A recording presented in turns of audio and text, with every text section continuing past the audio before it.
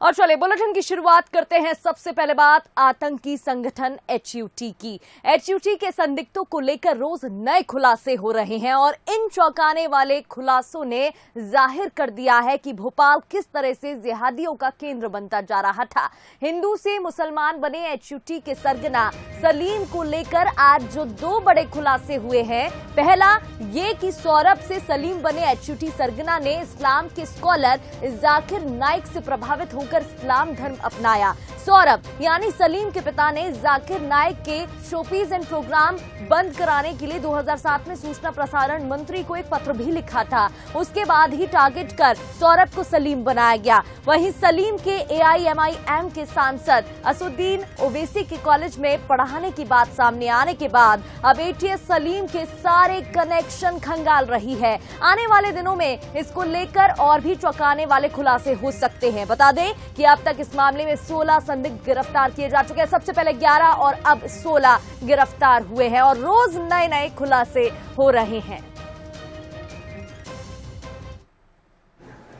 एक बात मैं बता दूं आपको कि जिहादी काकरोचों के लिए मध्य प्रदेश की पुलिस पेस्टिसाइड की तरह ये ढूंढ ढूंढ के निकाल के मारेगी।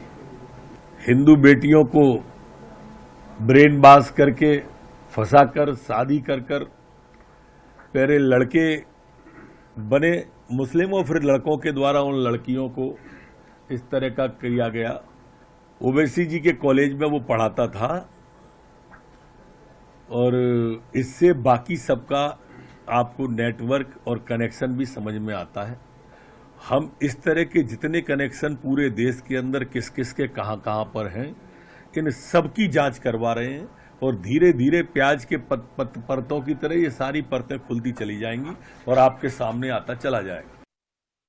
गृह मंत्री नरोत्तम मिश्रा का बयान सुन रहे थे। जाकिर नाइक से प्रभावित होकर सभी ने धर्म बदला है, ये खास बात सामने आ रही है। नाइक की तहरीरें सुनने के बाद सभी ने अपना धर्म परिवर्तन किया। सलीम की कनेक्शन अब पुलिस खंगाल रही है। किस किस के साथ कनेक्शन था, इन सभी पहलुओं पर पुलिस जांच कर रही है। देखिए, मामले में रोज नए खुलासे हो रहे हैं। एचयूटी संदिग्धों को लेकर बड़े खुलासे हुए। सौरभ से सलीम सरगना बना था और जाकिर नाइक से प्रभावित होकर ही उसने भी धर्म परिवर्तन किया था। ये खास बात है। एमपी में जिहाद बढ़ता जा रहा है। ओवैसी कनेक्शन की भी जांच की जा रही है। गृह मंत्री नरोत्तम मिश्रा ने इस बात के संकेत दिए, जानकारी दी कि इस पर भी खास तौर पर जांच हो रही है।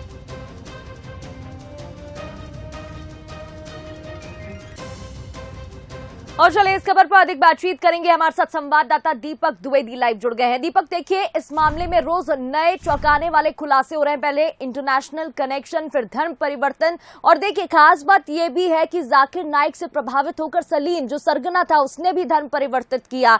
आप अभी घर के बाहर ही खड़े हैं सलीम के। जी हाँ, अभी मैं उनके घर के वहीं पर हूँ और हमारे साथ उनके पिताजी हैं अशोक राजवेद, जिन्होंने बताया कि जाकिर नाइक का एक एजेंट यहाँ पर था भोपाल में, जिसका नाम मोहम्मद कमाल था और वो अभी प्रोफेसर जो जिस कॉलेज में सौरभ पढ़ाते थे उर्फ सलीम, उसी कॉलेज में वही प्रोफेसर थे और उन्हीं से प्रभावित होकर पहले वो अपने घरों में किताब लाया, फिर उसके बाद उसने धीरे धीरे करके कन्वर्जन कर लिया। उन्हें यह पता तक भी नहीं चला कि कैसे सौरभ कन्वर्जन कर चुका। और पहले वो आरएसएस की शाखाओं में भी जाता था, पहले बड़ा हिंदूवादी संगठनों से जुड़ा हुआ था, फिर अचानक से उसने ऐसा किया, परिवार वालों को पता नहीं चला। और हम इसकी जानकारी उनके पिता के साथ लेंगे कि आखिरकार उनके जीवन में कैसे परिवर्तन हुआ। बाबू, सबसे पहले कैसे पता चला कि सौरभ के जीवन में परिवर्तन हो रहा है और आपने कहाँ कहाँ पत्र भी लिखे हैं? मुझे ऐसा लगा कि वो अपने दैनिक कार्यक्रमों से अलग हट करके अपने कमरे में बंद करके कुछ करता है। तो पूछा तो उसने कहा मैं ध्यान करता हूँ, सत्य की खोज कर रहा हूँ।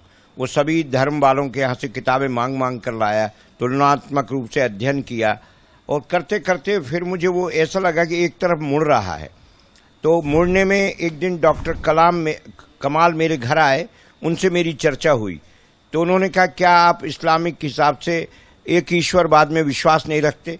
मैं कौन होता हूँ ईश्वर के बारे में, मेरी कोई औकात है कि उसको जान सकूं?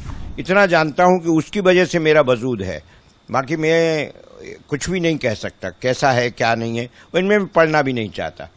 तो उन्होंने कहा ये कुरान वगैरह ये इतना बढ़िया कर रहे हैं। मैंने कहा सबने अपने अपने समय में बढ़िया किया है, इसमें किसी को हम सर्वोच्च नहीं मान सकते। सबने अपना रास्ता दिखाया है और इसलिए सभी समान हैं।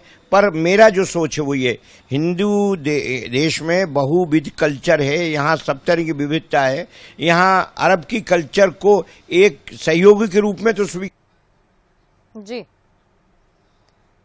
तो देखिए, बात कर रहे हैं फिलहाल दीपक द्विवेदी, सलीम के घर पर ही मौजूद हैं। ये लाइव आपको बातचीत सुना रहे थे, लेकिन देखिए नए खुलासे रोज हो रहे हैं और ऐसे में आतंकियों को लेकर पुलिस भी अब हर पहलू से जांच कर रही है। क्या कुछ कनेक्शन हो सकता है, इसको लेकर बातचीत कर रही है। बातचीत आपको सुना रहे थे हमारे संवाददाता दीपक द्विवेदी, जो सरगना है सलीम, उसके घर पर मौजूद हैं, सौरभ के घर पर मौजूद हैं। उनके पिताजी से बात कर रहे हैं, क्या कुछ उनकी गतिविधियां रहती थी, कब कन्वर्जन किया, कब चेंजेस महसूस हुए, कब बदलाव महसूस हुआ, इन सभी पहलुओं को लेकर बातचीत कर रहे थे। लेकिन फिलहाल देखिए, रोज नए चौंकाने वाले खुलासे हो रहे हैं और ऐसे में अब पुलिस हर पहलू से जांच कर रही है। पहले 11 और अब 16 संदिग्ध गिरफ्तार हो चुके हैं।